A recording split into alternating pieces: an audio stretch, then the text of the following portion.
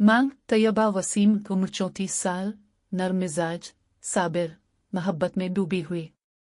बाप वसीम सरवर उम्र 39 साल, मजबूत मगर बातनी तौर पर नर्म दिल, दुआगो और चुपचाप तड़पता हुआ।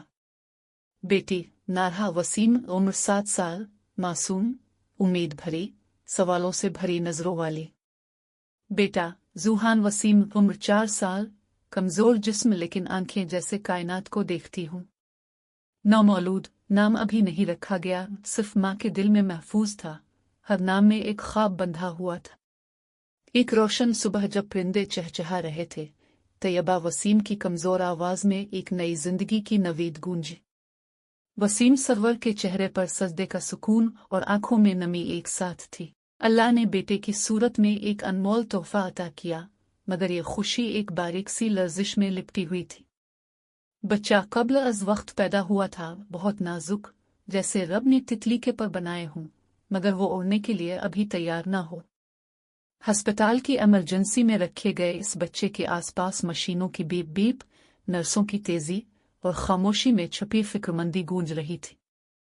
तैयबा वसीम खुद भी शदीद कमजोरी में थी, मगर दिल वही था, अपने नन्हे वजूद के साथ, जो शीशे के केबिन में बंद एक एक सांस के लिए लड़ रहा था। वसीम सरवर दिन रात वहां मौजूद रहा। उसने बच्चे को कभी छुआ नहीं था, बस शीशे के पार हाथ रखा, जैसे वो लम्स दिल तक पहुंच जाए। इसकी दुआएं बेआवाज थीं, मगर आंखें चीख रही थीं। सदक़े, नफल, ज़िकूर जो बन पड़ा, सब किया। वो मर्द था, मगर बाप होने ने इसे टूटने की इजाजत दी थी। नारहा और जूहान घर पर मासूम खुशी से झूम रहे थे। अम्मी जब भैया आएंगे तो मैं उनको अपनी गुड़िया दिखाऊंगी, नारहा ने कहा। और मैं उन्हें दूध पिलाऊंगा, जूहान ने अपना फीडर उठाते हुए कहा। मगर इन मासूम आंखों को क्या खबर थी कि कुछ परिंदे जमीन पर नहीं उतरते। चंद दिन बाद तैयबा घर आ गई, लेकिन आंखों में वो चमक न थी। वसीम सरवर रातों को जागता, बच्चों को संभालता, बीवी को हौसला देता और खुद किसी दीवार के साथ टेक लगाकर आंखें बंद कर लेता, जैसे थोड़ी देर को आंसू अंदर रोक लेगा। फिर 26 जून 2025 रात का आखिरी पहर। फोन बजा। डॉक्टर की आवाज में जो शाइस्तगी थी, वही सब कुछ कह गई। सर, आप प्लीज अस्पताल आ जाएं। तैयबा के कदम जैसे जमीन में धंस गए। वसीम खामोशी से निकला।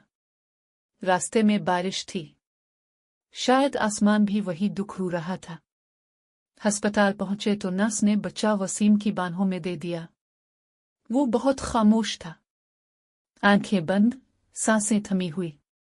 बाप ने बच्चे की पेशानी चूमी। मेरा बेटा, तुमने कोशिश की, बहुत की। फिर धीरे से कुरान की आयत पढ़ी, Indeed to Allah we belong and to him we shall return. इना सुबह 6 बजे चंद करीबी लोग, एक मुख्तसर जनाजा और एक माँ की स्कियों की बाज़गश्त। तैयबा वसीम की आंखें अब भी किसी शीशे के पार देखती थीं, जहां एक बच्चा, इसका बेटा, अब रब के पास सुकून से सो रहा था। घर में सन्नाटा था, मगर नारहा ने माँ के गोद में सर रखा और पूछा, अम्मी, भैया कब आएंगे? तैयबा ने हल्की मुस्कुराहट के साथ आंखों में आंसू छुपाए और कहा, बेटा, वो अब ऐसे बाग में खेल रहा है जहां सिर्फ फरिश्ते जाते हैं। इख्तितामिया, ये कहानी सिर्फ एक गम की रुदाद नहीं, ये ईमान, सब्र और इस यकीन की कहानी है कि कुछ ख्वाब अगर पूरे ना भी हों, तब भी उनकी खुशबू रूह में बस जाती है। कुछ ख्वाब ही रह जाते हैं, लेकिन इनकी याद दिल की धड़कनों में जिंदा रहती है।